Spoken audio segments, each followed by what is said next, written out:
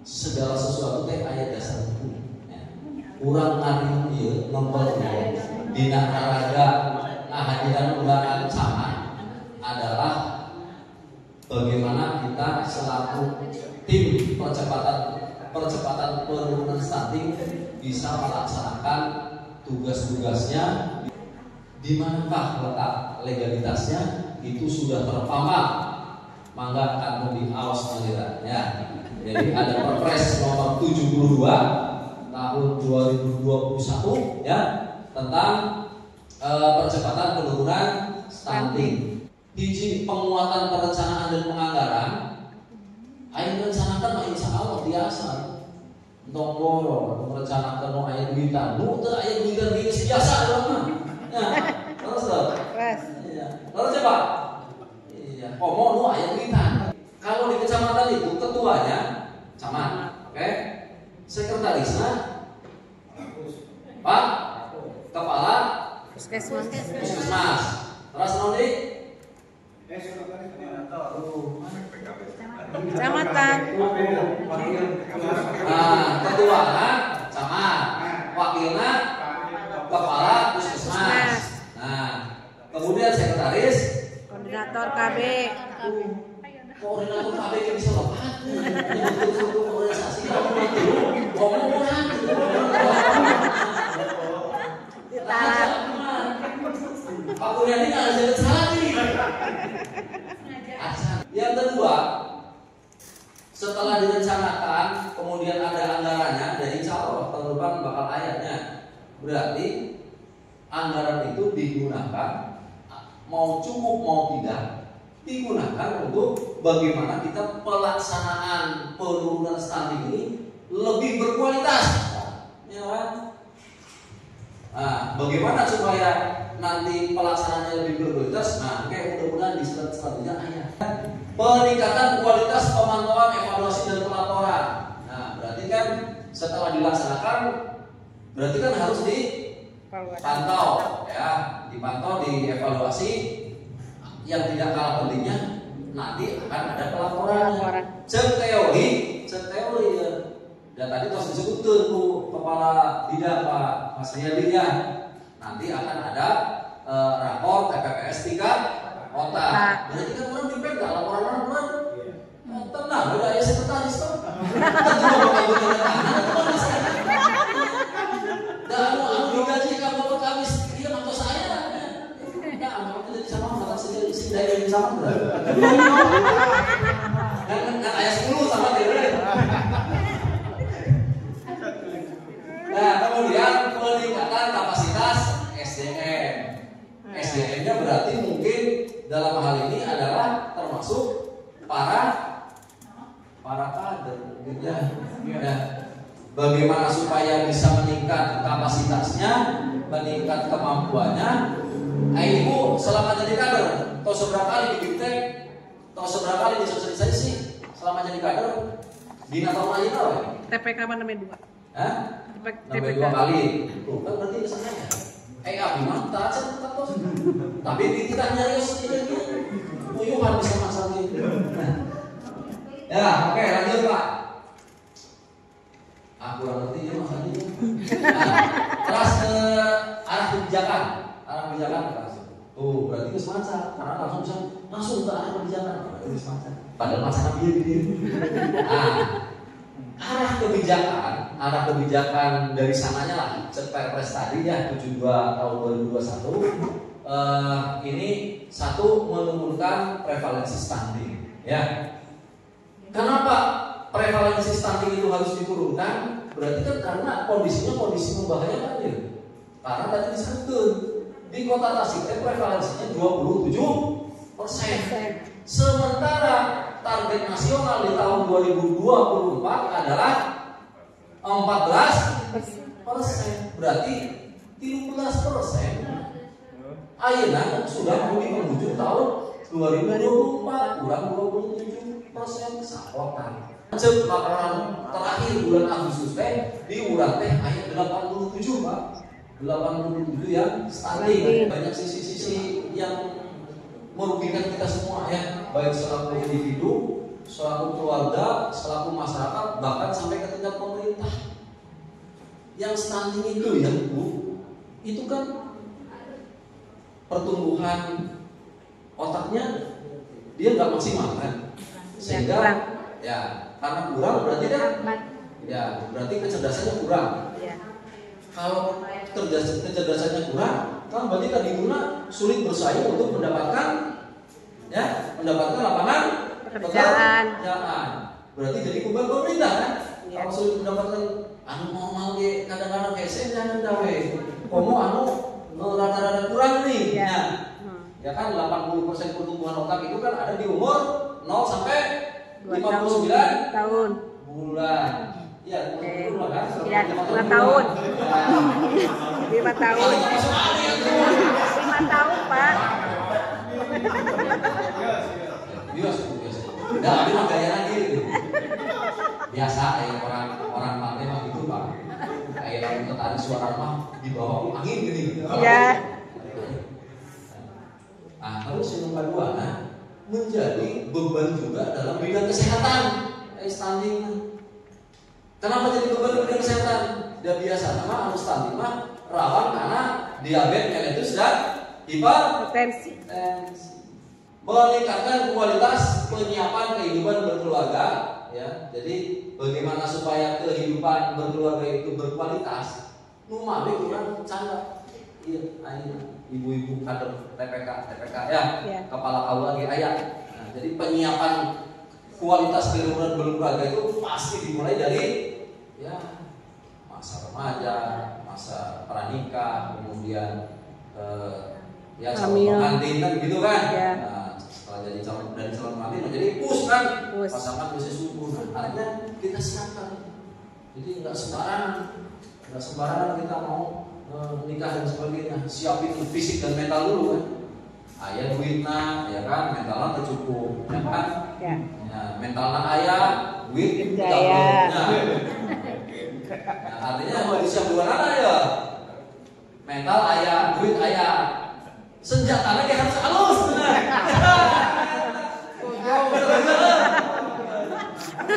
Lisensi apa dulu?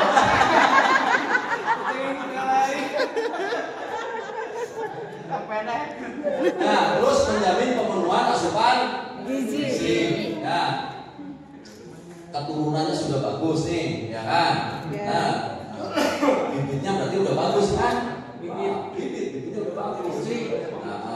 Bibitnya udah bagus, ya kan? Dan sebagainya. Tapi gizinya tidak ada penjaminan kualitas. Nah, gizi juga kan teorinya udah jelas, tidak harus selalu mahal. Tapi bagaimana cara mengolah dan sebagainya, harus pengetahuannya kita tahu. Tapi yang kayak orang tuh, orang sana. Tapi di Bali itu salah satu penyumbang bagaimana menurunkan prevalensi tadi tidak kelor. Berarti kan orang kan cara masak, udah mungkin kelor nih, dijadikan lalam diolah, kayak cikur harus diolah. Jadi artinya pengetahuan bagaimana pengelolaan gizi juga ya. Kemudian meningkatkan akses dan untuk pelayanan kesehatan. Aku bilang gue, saya kayak apa? Barudak teh, Purbaratu teh, pustu indukna di Ciberemnya. Ayeuna nu pustu jadi puskesmas. Sukajaya aya pustu, Sigut aya pustu. Naon alasan deui? Naon deui alasanna tuh? Nya naon alasanna urang ayeuna sehat dulu. Bener teu? Puskesmas aya di kecamatan, bahkan satu kecamatan aya 3 kan. Ya, pustu aya kader komplit. Ya, tinggal tadi kembali ke pertama tingkatkan kualitas SDM. Ya, kalau sudah begitu kan ya berarti kan ini sebenarnya harusnya udah nggak masalah. Ini hanya mungkin permasalahannya ada bagaimana tenaga kesehatan sampai ke mitra-mitra di bawah, di bawah ini adalah bagaimana bisa taat terhadap standar pelayanan, taat terhadap prosedur, ya gitu ya. Kalau jadwalnya perlu dilongok, kita bandel posyandu longok, gitu kan. Sweeping. Arah kebijakannya ini meningkatkan akses air minum dan sanitasi. Ya, air minum penting kan. ya air minum. Abi pernah hidup di daerah Manowari, Pak. Ya, dulu gaji saya nggak cukup untuk beli air kemasan. Ya, walaupun katakannya tunjangannya ada tunjangan Papua, tapi kalau saya tiap hari minum air kemasan itu nggak akan cukup rasanya gaji saya. Jadi saya godok air, tadi gue langsung diendapkan, nyami apa dulu kalau kita di istilahnya apa diendapkan sehari hari yang muncul apa itu air itu? Anu putih itu apa sih? Namanya teh karang. Bukan kayak jadi kayak putih-putih gitu sampai tebal. Kayaknya Ya jat kapur ya jat kapur. Kalau dikasih itu kayaknya Jadi makin lama digodok teh makin tebal. Ya. Karena air itu memang secara sederhananya nih, kan secara fisik kan air sehat itu manakala tidak berwarna, Tidak berbau, tidak berasa. itu sederhananya seperti itu, minimal cat physically gitu ya. Tapi ternyata dengan kemajuan teknologi ini bukan banyak, ada alat-alat tertentu yang bisa mengetes bagaimana air itu lebih sehat atau tidak. Bagaimana pH-nya, ya kan? pH-nya itu kan kalau yang bagus itu kan minimal 7, ya. Kalau di atas 7 lebih bagus. Kalau di bawah 7 itu sifatnya asam. Itu bagus. Itu juga pengetahuan-pengetahuan itu harus kita tahu. Kemudian dari masalah TDS-nya. Jadi ada ukuran 10 sampai 40 TDS-nya. Nah itu kalau pakai alat itu ada yang lebih dari 40, Bu. Air minum itu ada yang kurang dari 10. Nah itu semakin tinggi itu nggak bagus. Kalau kurang dari 10, nah itu banyak ternyata. Saya setelah mempelajari beberapa alat pengukur pH, TDS, kemudian elektrolisis, jadi mumet tuh, tuntunan berarti udah perlu minum China ya kan? Tapi pada intinya mah secara umum sudah ada sertifikat BPOM, kemudian sertifikat halal. Tapi dia tidak langsung, tapi mengakibatkan stunting. Contoh, sanitasi, bukan air, sanitasinya.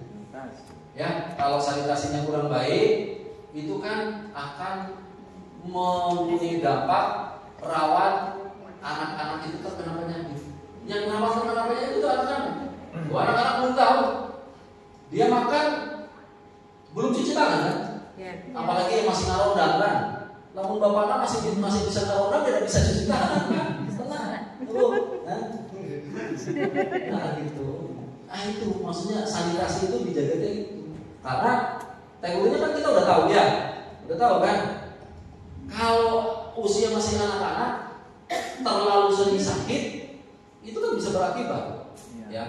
Harusnya dia untuk tumbuh, untuk berkembang, tapi dia energinya yang dia dapatkan dari gizinya untuk melawan penyakit yang berasal dari lingkungan akibat sanitasi yang kurang baik. Koordinatornya sama tuh, Ikatan Bidan Indonesia. Itu pelayanannya bidang itu. Terus tenaga gizi itu Pak Ilham Deli. Tenaga kesehatan tenaga kesehatan tenaga kesehatan lingkungan. Tenaga